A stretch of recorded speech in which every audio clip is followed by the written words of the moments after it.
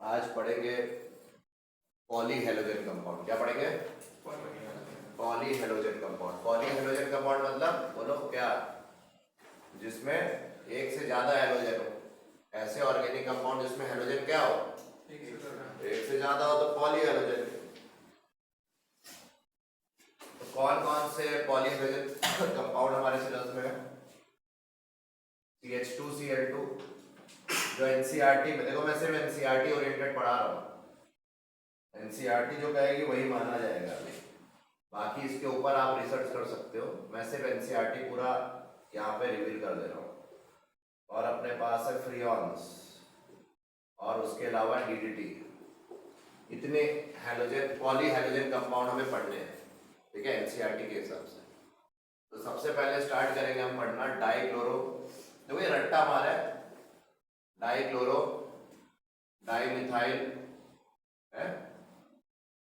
क्या नाम होगा इसका बताओ? डाइक्लोरो इथेन है, मीथेन। क्यों? मीथेन पता है CH4, तो 2H हटा के Cl2 लगा दिया ना, 2Cl, तो डाइक्लोरो मीथेन हुआ कि नहीं? आयु बैक पढ़ाया था ना। इसका और कोई नाम मिथिलीन क्लोराइड है। मिथाइलिन ग्रुप है ना, CH2 ग्रुप को क्या बोलते हो? मिथाइलिन। तो मिथाइलिन डाइक्लोराइड भी बोल सकते हो इसको, ठीक है ना? क्लियर? Methylene chloride. अब हम ये पढ़ने जा रहे हैं क्या? CH2Cl2। अब देखो ये सब थ्योरी है, तो मैं सीधा सीधा मेरे पास मटेरियल है, मैं देख के लिख देता हूँ, फिर समझा देंगे, है ना? थ्योरी है तो देखो क्या है। पहले तो ये कहाँ यूज होता है? एज अ सॉल्वेंट यूज हो सकता है। क्या?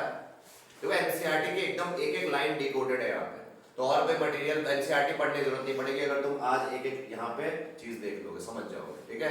इस चैप्टर में ये वाला पार्ट एनसीईआरटी से करने की एकदम जरूरत नहीं, सिर्फ पॉइंट वाइज पढ़ लो। Solvent, paint remover. क्या बोला? पेंट रिमूवर की तरह। पहले मैं यूजर्स बता रहा हूँ, पहले मैं इसके कहाँ का इस्तेमाल होता है वो बताऊंगा, उसका ड्रॉबैक्स बताऊंगा, क्या प्रॉब्लम ये जनरेट करता है, ठीक है? तो ये जो पॉलीहेलोजन कंपाउंड में पहला ये है, ये सॉल्वेंट और पेंट रिमूवर की तरह यूज होता है। इसके अलावा ये propellant in aerosols, propellant in aerosols, और last process solvent to manufacture drug, है ना? सॉल्वेंट टू मैन्युफैक्चर ड्रग की तरह भी यूज होता है। और इसके अलावा फिनिशिंग सॉल्वेंट, मतलब अगर हम सॉल्वेंट की ही बात करें तो सॉल्वेंट में दो चीजें हैं, ये और एक फिनिशिंग सॉल्वेंट। फिनिशिंग सॉल्वेंट की तरह इस्तेमाल होता है, मतलब ये आपको एनसीईआरटी में लिखा हुआ है डायरेक्ट, तो ये सब रटना है, ठीक है? और एक और सॉल्वेंट है मेटल क्लीनिंग सॉल्वेंट की तरह, मेटल क्लीनिंग सॉल्वेंट। तो जब सर्किट वगैरह में क्लीन करना होता है तो भी ये सॉल्वेंट की तरह यूज हो सकता है, ठीक है? ना है तुमको इसमें इतना दिमाग क्या लगा रहे हो? फिनिशिंग करते हो, काम होता है जब। अच्छा, हाँ, मतलब इसमें भी डाउट है तुम लोग को तो फिर क्या कर सकते हो, ठीक है? तो ये अब ये हो गया इनके यूजर्स। एनसीईआरटी कहती है भाई इतने यूजर्स हैं इनके। इसके अलावा इनकी problem, disadvantages of using CH2Cl2, इसका यूज करने का प्रॉब्लम क्या, ड्रॉबैक?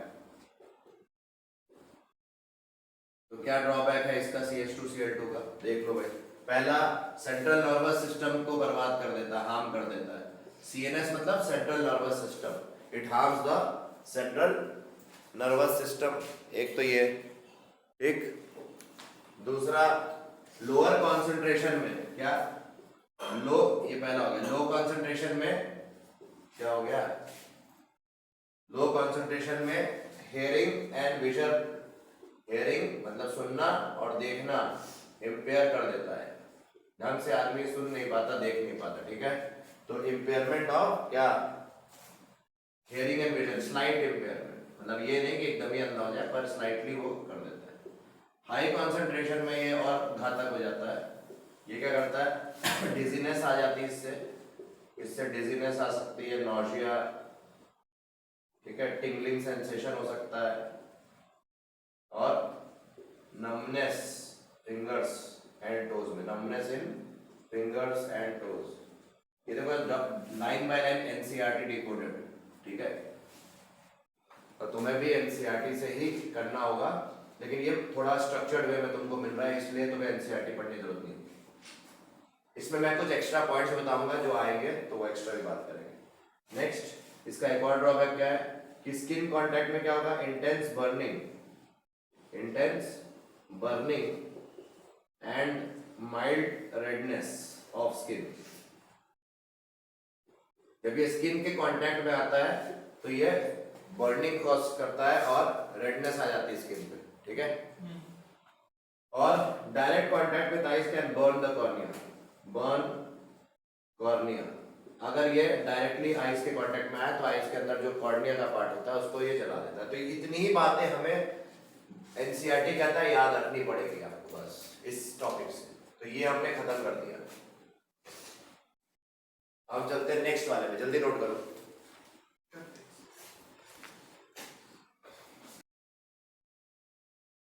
तो ट्राइक्लो नेक्स्ट जो पॉलीहेलोजन कंपाउंड है वो हमारा है ये, इसको देखते हैं अब।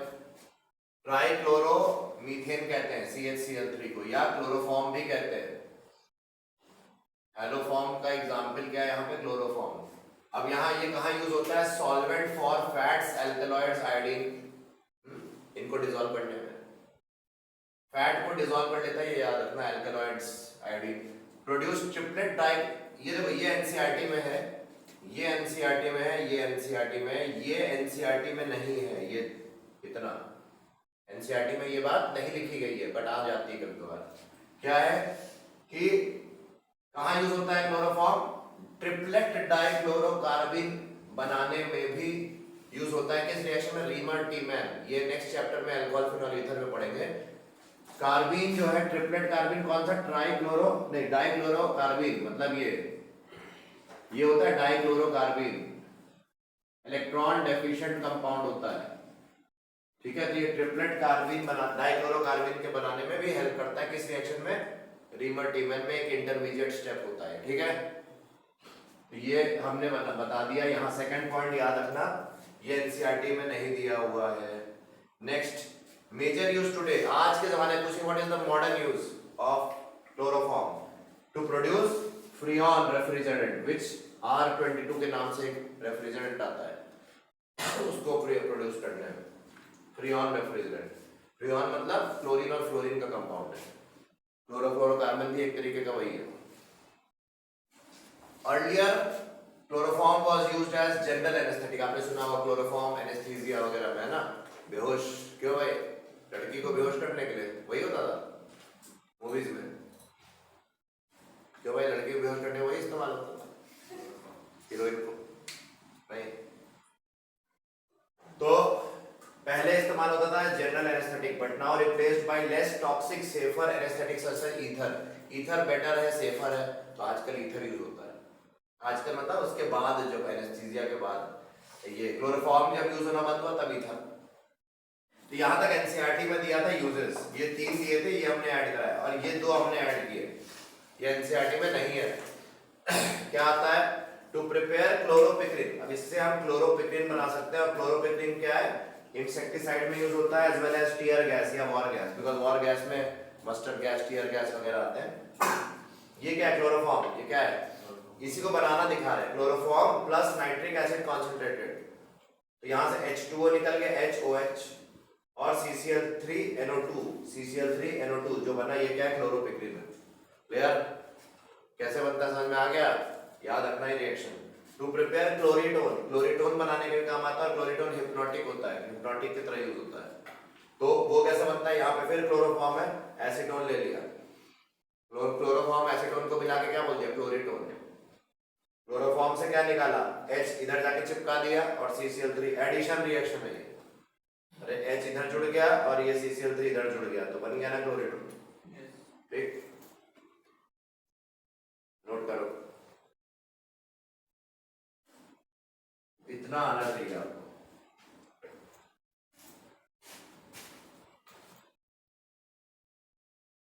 तो क्लोरोफॉर्म अभी हमने देखा उसके यूजेस। अब क्लोरोफॉर्म का डिसएडवांटेज भी हो सकता है, क्या कि क्लोरोफॉर्म जो है अगर सूंघ लोगे भाई तो सेंट्रल नर्वस सिस्टम डिप्रेस कर देता है, ठीक है।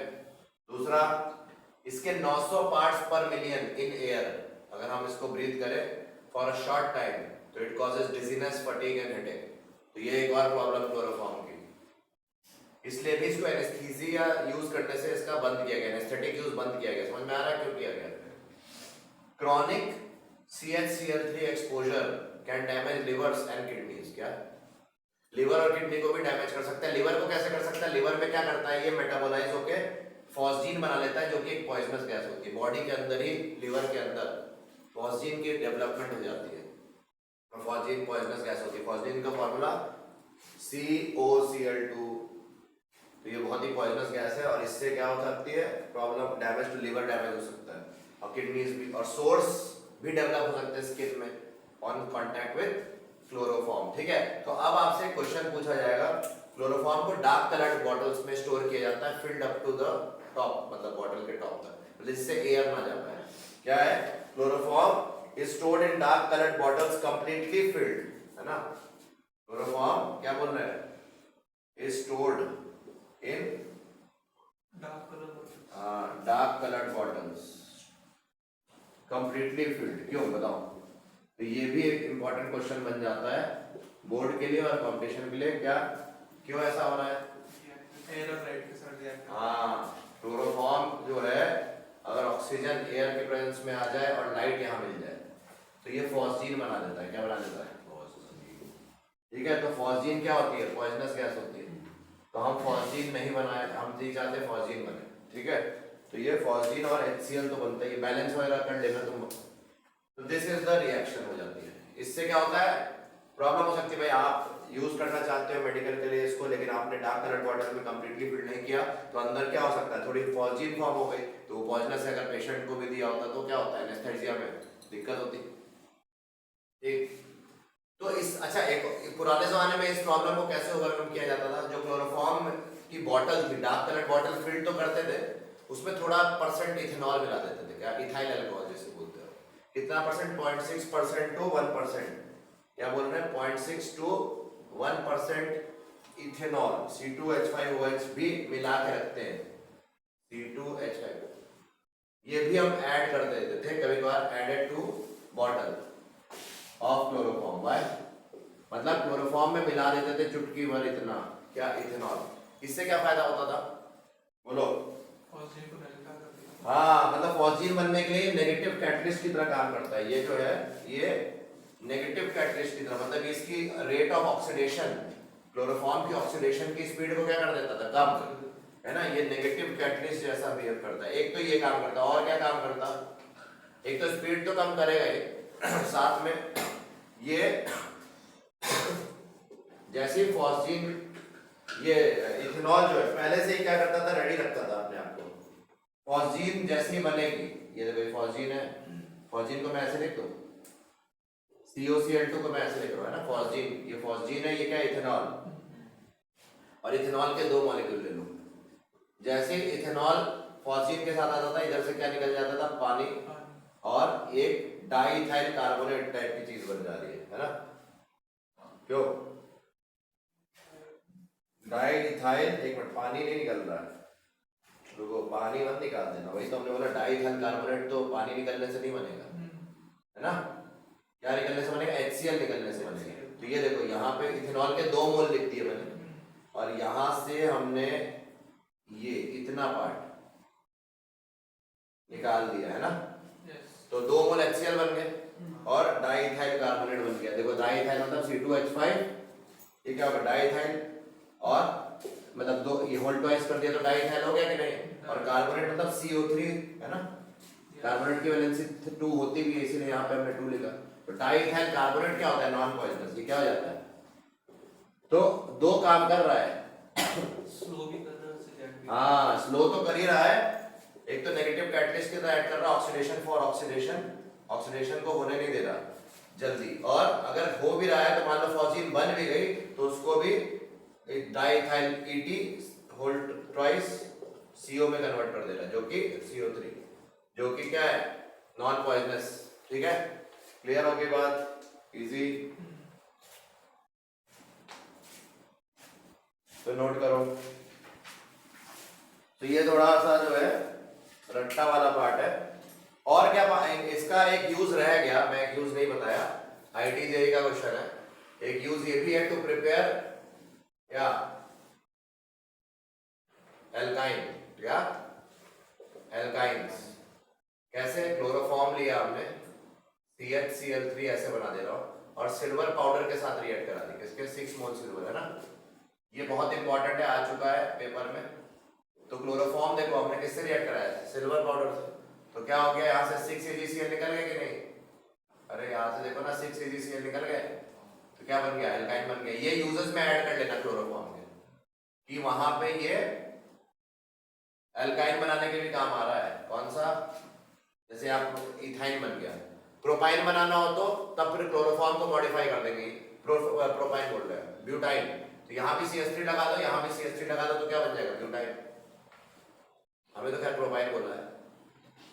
मतलब ये एक और यूज है किसका? क्लोरोफॉर्म का, ठीक है, एल्काइन बनाने में। बहुत इंपॉर्टेंट। ये सिल्वर पाउडर बोलते हैं इसको, यहाँ पाउडर्ड फॉर्म में लिया जाता है। नोट करो।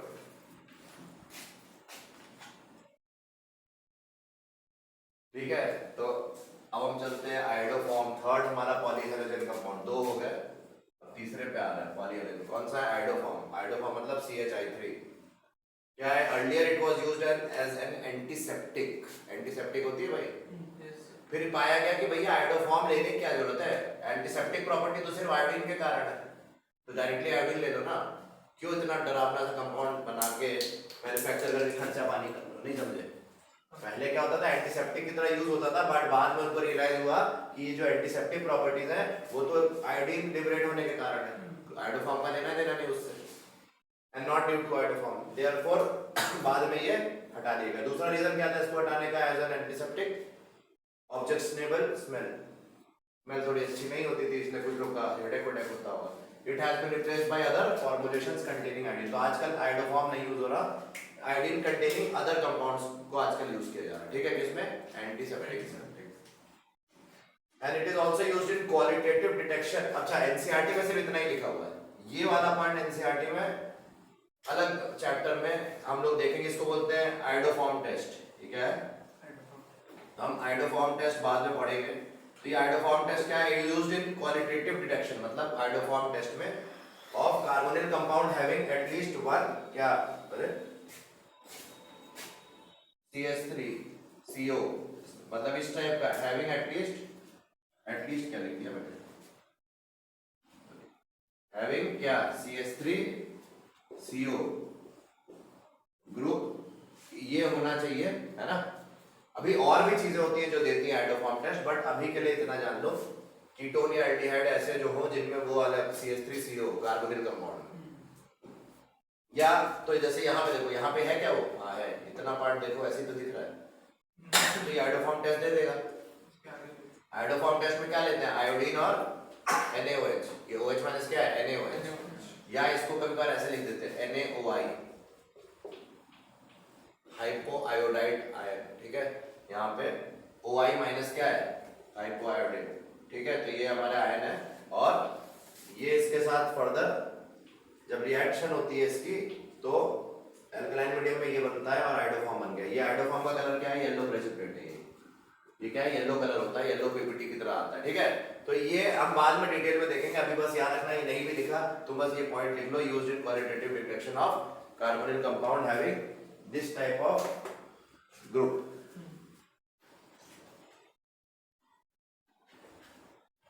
जरूरी नहीं सिर्फ उतना ही हो, और भी सब्सटेंसेस होते हैं जो देते हैं आयोडोफॉर्म टेस्ट, वो हम लोग बाद में देखेंगे। मिटा दे टेस्ट टू डिस्टिंग्विश। ठीक है, तो ये हो गया हमारा आयोडोफॉर्म टेस्ट के बारे में। डिसएडवांटेज इसका जो है वही तो है, ऑब्जेक्शनेबल स्मेल थी, और ये इसका डिसएडवांटेज बस यही है कि ऑब्जेक्शनेबल स्मेल, और कुछ नहीं। तो दिस इज आयोडोफॉर्म कंपाउंड, जो कि पॉलीहेलोजन में हमने खत्म कर दिया। ठीक है, विदाउट। फिर क्या, कौन सा कंपाउंड देखने आ रहे हैं? हमने 3 देख लिया, अब चौथा टेट्राक्लोरोमीथेन। इसको हम लोग कार्बन टेट्राक्लोराइड बोलते हैं या CCl4। It is produced in large quantities for use in manufacture of refrigerants and propellants for aerosol can, ये तो पहला रटना है, uses है. दूसरा as a feedstock in synthesis of chlorofluorocarbon, उसमें भी यूज होता है. Chemicals, pharmaceutical manufacturing and general solvent use. तो ये सब सेम बात है वैसे. Until mid 1960s, it was used as cleaning fluid.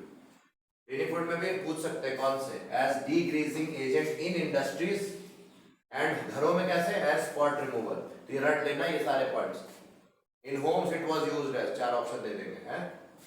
Cleaning fluid as a spot remover, not as degreasing. Industry बोलेंगे तब degreasing है. रट लोगे ये सब. तुमको लग रहा होगा ये क्या इंपॉर्टेंट है, पर यही सब चल रहा है मार्केट में भाई. Used as fire extinguisher under the name what name? Pyrene. But अब इसको बैन कर दिया गया इस टाइप के फायर एक्सटिंग्विशर. क्यों? क्योंकि मॉइस्चर मतलब स्टीम के साथ पायरीन क्या बना लेता है? फॉस्जीन. पायरीन स्टीम के साथ मतलब वाटर के साथ क्या बनाएगा? COCl2 जो कि पॉइजनस है, इसलिए बैन कर दिया गया. तो ये हमारे यूजर्स हो गए है ना. अब इसके प्रॉब्लम्स देखते हैं. CCl4 के प्रॉब्लम्स को देखेंगे. नोट करो पहले. तो क्या प्रॉब्लम्स आई? अभी तक हमने देखा यूजेस ऑफ CCl4. CCl4 की यूज देख लिया. अब प्रॉब्लम्स क्या है CCl4 के साथ? कि उससे लिवर कैंसर हो सकता है. डिजीनेस मोस्ट कॉमन प्रॉब्लम्स क्या है? डिजीनेस ये सब मोस्ट कॉमन, ये कॉमन वाले हैं सारे. क्या? Dizziness, light headedness, nausea, vomiting, permanent damage to nerve cell. ठीक है. Can cause stupor, coma, unconsciousness और डेथ ऑन ब्रीदिंग.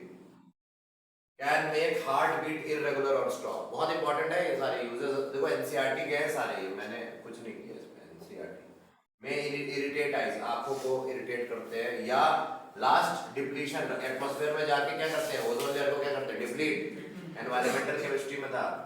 और ओजोन लेयर डिप्लीट करेंगे तो अल्ट्रावायलेट रेज बढ़ जाएंगी. और उससे क्या हो जाएगा? स्किन कैंसर, आई डिजीज या इम्यून सिस्टम डिसरप्ट हो जाएगा. ठीक है. तो बस यही है CCl4 के बारे में. अब दो और बचे, फ्रियॉन्स और DDT है ना. ये नेक्स्ट लेक्चर में कंटिन्यू करेंगे. फ्रियॉन्स, DDT, पॉलिन जो है नेक्स्ट लेक्चर में कंटिन्यू. क्या क्या होने वाला है नेक्स्ट लेक्चर में? ये और JEE के कुछ क्वेश्चंस कर लेंगे. ठीक है.